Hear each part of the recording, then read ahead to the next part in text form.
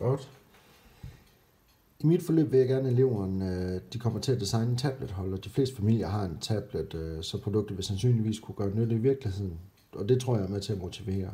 Og når de skal lave holderen, så skal de bruge en sav, en boremaskine og en nål. Eleverne de får udleveret en træklods, et stykke krydsfiner og garn og en nål.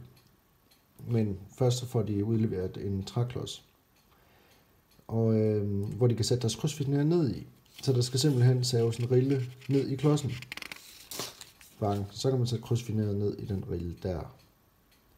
Godt, på krydsfineret der skal der enten laves et billede eller skrives noget i korssting. Det vil sige, at designprocessen drejer sig mest om krydsfineret og korssting. Og teknikkerne, der indgår i det her forløb, det vil være det at save, bore huller og lave korssting.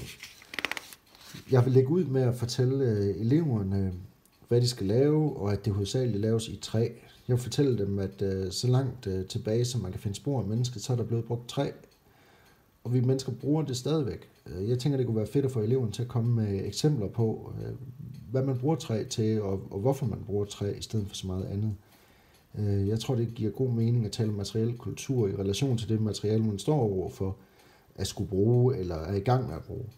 Så vil jeg bede dem om at tage en skitse, så de kan få styr på formen på krydsfinerpladen og deres korssting.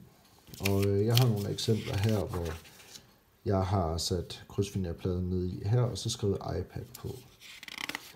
Eller man kan lave den lidt vildere, og det er jo der, at eleverne de kan designe, som de vil, i krydsfinerpladen, og så i skriften. Det er der, jeg tænker, det bliver spændende.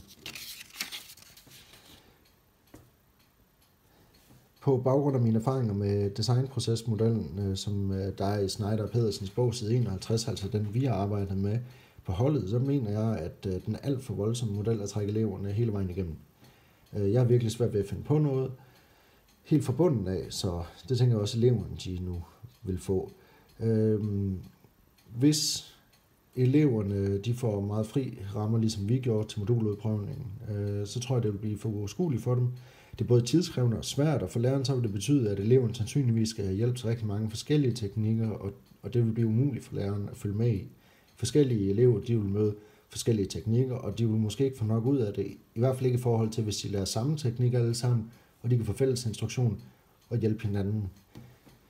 Hvis eleverne eksempelvis skal kunne beherske grundlæggende teknikker til bearbejdning af bløde og hårde materialer, og eleverne de har viden om grundlæggende teknikker til forarbejdning af bløde og hårde materialer ud fra hensigten med produktet, som det står i fællesmål, så tænker jeg, at det kræver mere end bare det at gøre det. Der står beherske grundlæggende teknikker.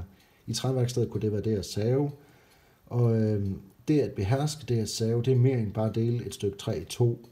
Det kan de fleste elever, men jeg har trods alt ikke set nogen endnu, der ligefrem beherskede det at save.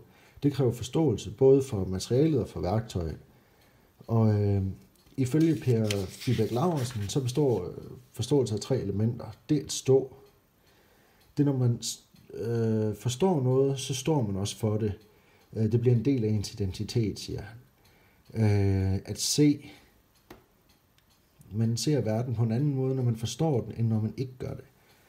Det at gribe, så forstår man begriber, man fatter det, og man kan bruge det til noget. Forståelsen er simpelthen et ord, hvor der ikke kun bruges om kundskaber, der ligger også færdigheder i begrebet.